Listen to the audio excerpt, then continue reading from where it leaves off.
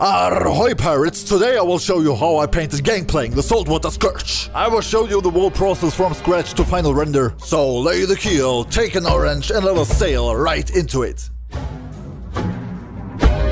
So, at first we're making ourselves a greenish background. This is very useful for the purpose of painting skin tones. But I noticed I didn't want to start with skin tones, so my green background layer went to the depths. And I started to sketch on the gray background layer. I tried to figure out the shape for Gangplank's face, so I implemented the shape of Gangplank's beard into his face shape. I mirrored the image to get a new perspective and evolve the sketch to the best Gangplank sketch anyone has ever seen. I mean, look at my nearly perfect line work. It's just beautiful. It's just perfect. It's bullshit, man. I'm sorry. I'm really sorry.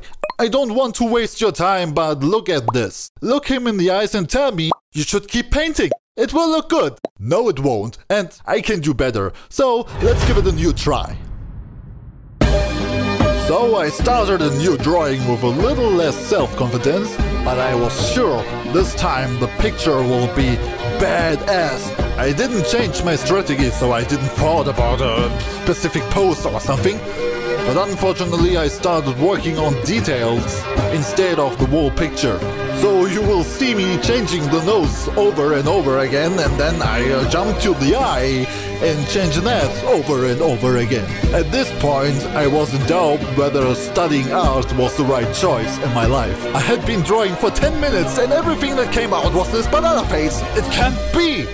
Look at it! Look at my banana face! It looks so bad!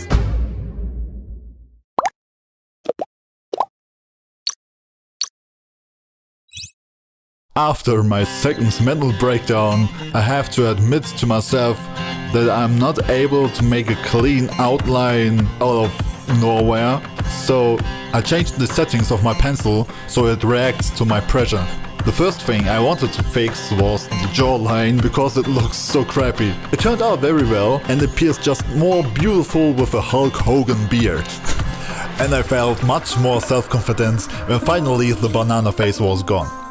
The advantage of this pencil setting is that your pencil creates different values while you are drawing, just like a real pencil. On the other hand, your painting will look like a bit muddy, so in my approach, I make a new layer above the sketch layer. I turn down the opacity of the sketch layer and paint a clean outline over it, but more about this later.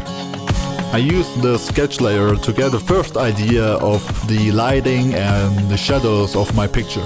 I felt a ton of joy while I was drawing this, because finally it started to look like something that could become a good drawing, so that inspired me to keep painting. In the future at least, cause I needed a break.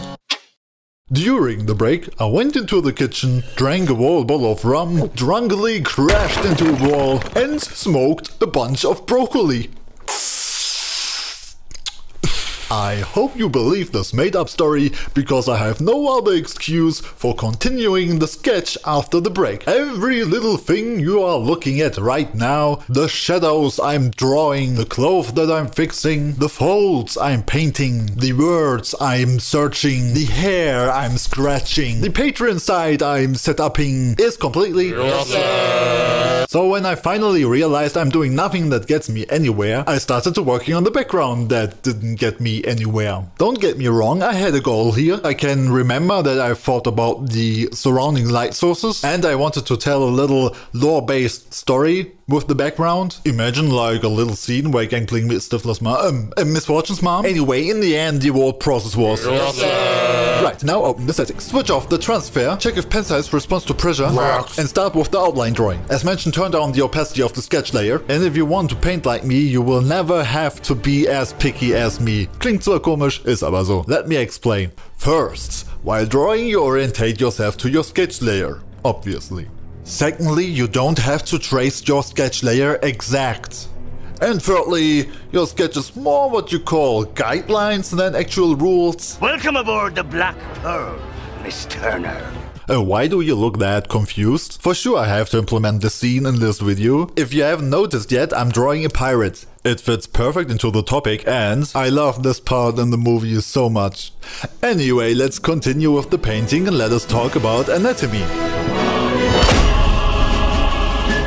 Yeah, that's it, because I don't know anything about anatomy.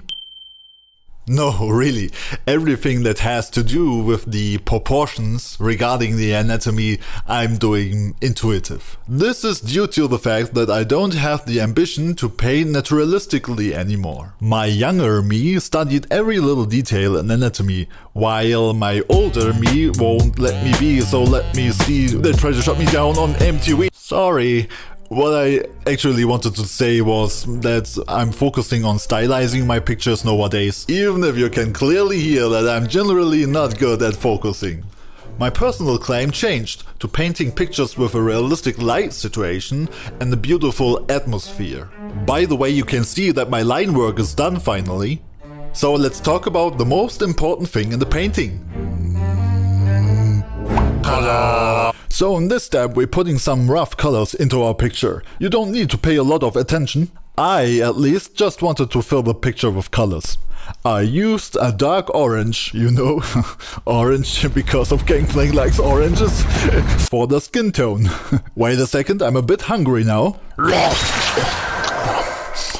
Where was I left? So let's talk about something you can actually learn from, and the interesting part in the face here are the eyes. So let's focus on the eyes. From Sinix Design I learned that putting cold colors next to warm colors makes your picture more vibrant. And if you ask yourself, who the hell is Sinix Design? I will show you.